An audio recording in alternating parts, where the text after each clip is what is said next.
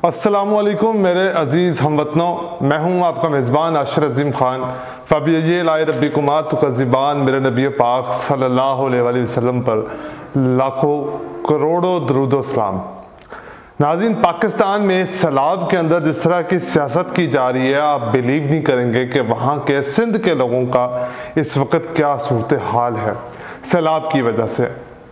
हम एक travel agency field में काम करते हैं। यहाँ पर जितने भी ऑफिस बॉयज़ के तौर पर काम करते हैं इस फील्ड के अंदर, इसमें ज़्यादातर जो लोग हैं वो सिंधी हैं, क्योंकि वहाँ पे सिंध में दादू जैसे इलाके के अंदर अज़राए आमदन ना होने की वजह से लोगों को वहाँ से लाहौर की तरफ मूव करना पड़ता है। सिंध में जो निज़ाम तालीम है वो भी इतना मौसर नहीं है पंजाब के मुकाबले में। तो वो जितनी भी तालीम हासिल की जाए, वहाँ के रहने वाले लोगों को अगर वो यहाँ पर रोज़गार की तलाश में आते हैं तो उनको छोटे लेवल की जॉब्स ही मिलती हैं, जिस तरह के वो मुख्तलिफ़ किस्म के ऑफिस के अंदर ऑफिस बॉय की जॉब जिम्मेदारियाँ संभालते हैं।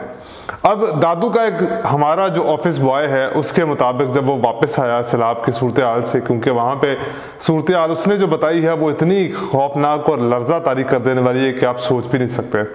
उसका कहना ये था कि यहाँ पर दादू के इलाके के अंदर सैलाब आने की कोई वजूहात नज़र नहीं आ रही थी, ना ही ऐसा कोई ऑप्शन था कि दादू के इस इलाके में सैलाब आएगा। लेकिन उनका कहना यह था कि जब सैलाब दादू के इलाके से क्रॉस हो रहा था, तो क्योंकि वहाँ के जो जिम्मेदार हैं और वहाँ के जो बड़े बड़े लोग हैं, उन्होंने क्या किया कि जिसमें इमरान लगारी, ज़ैर चौधरी, फरियाल तारपुत, मुराद अली शाह जैसे लोगों की फैक्ट्रियाँ थी, ज़मीनें थी, इन्होंने अपनी ज़मीनों को बचाने के लिए दादू का इलाका जो कि सैलाब से बच रहा था, वहाँ का बंद तोड़ दिया और वो पूरा इलाका तबाह बर्बाद करके रख दिया। यहाँ तक कि सूरत हाल ये है कि वहाँ के लोगों को खाना तक फराहम नहीं किया जा रहा। लोग अपनी प्यास बुझाने के लिए या लोग अपने आप को खाना बनाने के लिए, क्योंकि उनके पास ज़राए नहीं है, वहाँ पे कोई दुकानें ओपन नहीं है, घरों के घर ढेर हो चुके हैं पानी की वजह से, और वहाँ पे कोई किराने की दुकान भी नहीं है जहाँ से वो सामान लाकर अपने घर का गुजारा कर सकें और अपने घर में खाना बना सकें। तो इसके लिए उनको मुशक्कत क्या करनी पड़ रही है कि सूरत हाल वो जो सैलाब का पानी था वहाँ पे, उसके अंदर लोगों को दाखिल होकर वहाँ पर मछलियों का शिकार करना पड़ रहा है, और जिसके बाद वो अपने घर का गुजारा करते हैं। और वो अगर उनको एक मछली मिले, दो मछली मिले, तीन मिले, तो ऐसे लोगों को वो जो है वो पूरा ख़ानदान उससे गुजारा करता है। और फिर उसके बाद जैसे ही उस पानी के अंदर कदम रखा जाता है, वहाँ पे जो सूरत हाल है, कदम रखने की वजह से लोगों के जिस्मों के ऊपर खारिशें होना शुरू हो जाती हैं, और खारिश की वजह से उनका पूरा जिस्म लाल होने लगा है। लेकिन हुकूमत की तरफ से कोई भी किसी भी किस्म का ऐसा नोटिफिकेशन नहीं लिया गया, बल्कि अपनी ज़मीनों को बचाने के लिए हुकूमती इत्तेहाद की तरफ से ही, हुकूमती लोगों की तरफ से ही, मुराद अली शाह जैसे लोगों की तरफ से ही उन ज़मीनों को तबाह बर्बाद किया गया।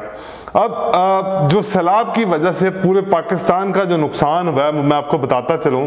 अब ये एक रिपोर्ट शाया की गई है जो सैलाब आने की वजह से जो पाकिस्तान का नुकसान हुआ है, वो ये है कि हम न्यूज़ ने ये रिपोर्ट जारी की है। उसके मुताबिक NFRC की जानब से कहा गया कि 6589 किलोमीटर सड़कें, 246 पुल और 173 दुकानों को नुकसान पहुंचा है सिर्फ इस दादू के इलाके में। आर्मी हेलीकॉप्टर्स ने 485 परवाज़ों से इमदादी कार्रवाइयाँ की। 24 घंटों में 22 परवाज़ों में 29.9 टन इमदादी अशिया सैलाब मुतासरीन तक पहुँचाई गई। अब तक हेलीकॉप्टर के ज़रिए 4424 फंसे अफराद को निकाला जा चुका है। उसके बाद उन्होंने कहा कि NFRCB के मुताबिक 6855 टन खुर्दनी अशिया, 1203 टन ग़िज़ाई अशिया जमा की जा चुकी हैं, 6452 टन खुराक और 165 ग़िज़ाई अशिया तकसीम की गई। अब तक 40,30,611 अद्वियात तकसीम की जा चुकी हैं, यानी कि वहाँ पर लोग मर रहे हैं, और 250 से ज़ायद जो इन्होंने कैंप्स लगाए हैं। अब सिर्फ और सिर्फ इन लोगों के पुल तोड़ने की वजह से वहाँ के लोगों की जो ज़मीनें तबाह बर्बाद हुई, वहाँ का जो गंदम उग रही थी, वहाँ पे जो चावल उग रहा था, वो तकरीबन ऐसा लग रहा था उसके मुताबिक कि जैसे यहाँ पर किसी ने इस ज़रखेज़ ज़मीन में आग लगा दी हो, जिसकी वजह से पूरी फसल तबाह हो चुकी है। ये पानी अगर मज़ीद इसी तरह 15 दिन और इन सड़कों पे खड़ा रहा, इन मैदानों में खड़ा रहा, इन ज़मीनों पे खड़ा रहा, तो वो ज़रूरी ज़मीनें बंजर हो जाएंगी, जिनको दोबारा आबाद होने के लिए तकरीबन 15 साल तक का अरसा महदूद होगा। कामरान खान साहब ने एक ट्वीट किया है, उस ट्वीट में उन्होंने कुछ इंकशाफात किए हैं। उन्होंने कहा जी कि पाकिस्तान हुकूमत होश में आए, दोस्त मुल्कों ने माली मदद से हाथ उठा लिया है। इनका ख्यालात का इजहार सीनियर सहाफ़ी कामरान ने कहा। तफसीलात के मुताबिक समाजी राब्तों की वेबसाइट ट्विटर पर जारी करदा अपने तबसरे में उन्होंने कहा कि आटा 125 रुपये किलो, टमाटर प्याज 300 रुपये किलो, डॉलर 235 पर पहुँच रहा है। तबाहकुन महंगाई और सैलाब मारे लाखों अवाम बेआसरा हैं। अमेरिका ने मज़ीद $2 करोड़ की इमदाद देने का फैसला कर लिया है। तमाम मुल्कों से पाकिस्तान की हुकूमत को इमदाद मौसूल हो रही है, लेकिन वो इमदाद जा कहाँ पे रही है, इस बात की कुछ समझ नहीं आ रही कि ये लोग इमदाद को खर्च कहाँ पे कर रहे हैं। सूरत हाल यह है कि लोगों तक इमदाद पहुंचाई जा रही है, हेलीकॉप्टर्स के जरिए वहाँ पे नीचे फेंकी जा रही है, और वो सारी जो खाने पीने वाली अशिया वो पानी में ज़मीन में बोस हो जाती हैं और वो किसी के खाने के काबिल नहीं रहती, लेकिन उनको मजबूरन वो साफ करके ज़मीन से वो उठाकर खाना पकाना पड़ता है। पाकिस्तान में सैलाब की सूरत हाल यहाँ तक है कि अवाम लोग भूखे मर रहे हैं, और यहाँ पर पाकिस्तान के वज़ीर आज़म के दौरे ख़त्म नहीं हो रहे, सिर्फ इस वजह से कि आर्मी चीफ की तैनाती का मामला निपटाया जाए और एक ऐसे मुजरम मफरूर इश्तिहारी से मशवरा लिया जाए कि आर्मी चीफ किसको बनाना है, ताकि वो उनकी मदद कर सके और उनके करप्शन के केसेस को छुपाने में उनकी मदद करे। लेकिन ऐसा पॉसिबल नहीं है। इस वक्त जो पाकिस्तान की सूरत हाल है वो तकरीबन मुख्तदिर हलकों के हाथ से निकल चुकी है। इमरान खान के पीछे अवाम खड़ी है और अवाम जो है वो किसी भी तरह से इमरान खान को वापस हुकूमत में लाना चाहती है, लेकिन यहाँ पर लंदन के जो है वो दौरे ख़त्म नहीं हो रहे। वफाकी वज़ीर दाखिला ने प्रेस कॉन्फ्रेंस की और उसने कहा कि हम पंजाब हुकूमत गिराने वालों के साथ खड़े होंगे, यानी कि इन्होंने तो हार मान ली कि इनसे इमरान खान को हार नहीं दी जा रही। अगर कोई और मुख्तदिर हल्के आकर अगर इमरान खान की हुकूमत को गिराना चाहते हैं पंजाब की, तो हम उनका साथ देंगे। यानी कि खुद ये खान साहब के सामने घुटने टेक चुके हैं। और वैसे भी मौलवी सलाही साहब ने अभी कुछ 2 महीने पहले ये बात की थी कि राना सनाउल्लाह ने उनसे कहा कि इमरान खान जो है वो कम अज़ कम परवेज़ इलाही साहब कहीं छुपा के मारेंगे, लेकिन इमरान खान मारता भी है और बताता भी है कि किस वजह से मारा है, तो इसलिए हम इमरान खान साहब के साथ पंगा नहीं लेना चाहते।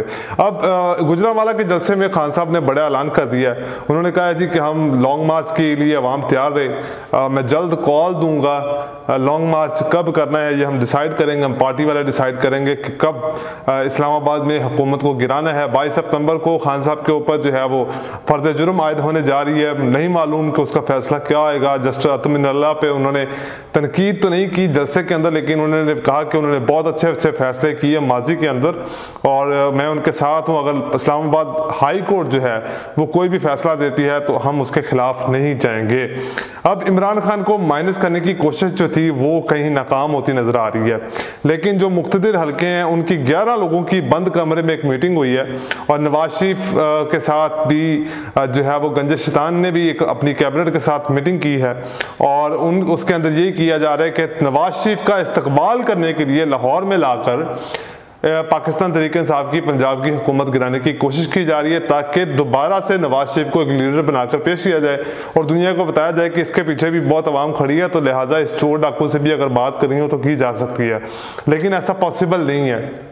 पाकिस्तान की आवाम जो है वो पंजाब की अगर अब हुकूमत गिराई जाती है तो क्योंकि महंगाई तो वफाकी हुकूमत कर रही है, पंजाब हुकूमत तो सिर्फ उसको एग्जीक्यूट कर रही है, तो पंजाब हुकूमत के खिलाफ लोगों के ज़मीर जागना ये एक बड़ी तंबीह की बात होगी कि हुकूमत में होते हुए किसी का ज़मीर जाग जाता है जबकि उनकी गलती भी नहीं है और उनकी तरफ से ना महंगाई की जा रही है ना पाकिस्तान की पॉलिटिक्स को कंट्रोल किया जा रहा है। तो ऐसा होता, लेकिन अगर अब कुछ लोग लोटे होंगे तो इमरान खान साहब ने जो पिछले 20-25 लोटों का हाल किया है, अगर वो लोटे ये जानकर अपना फैसला करें दोबारा, ताकि इनको समझ में आए कि हमने किसके साथ खड़े होना और किसके साथ जाना है। ये ना हो कि इनकी दाल ना गले और बाद में अवाम इनको वोट ना डाले, जिस तरह से अब इस वक्त वडेरे लोगों का 50-50 रुपए तक का मजाक उड़ा रहे हैं और उनसे कह रहे हैं कि हम उनको इमदाद तब फराम करेंगे जब वो उनको वादा करेंगे कि उनको वोट देंगे।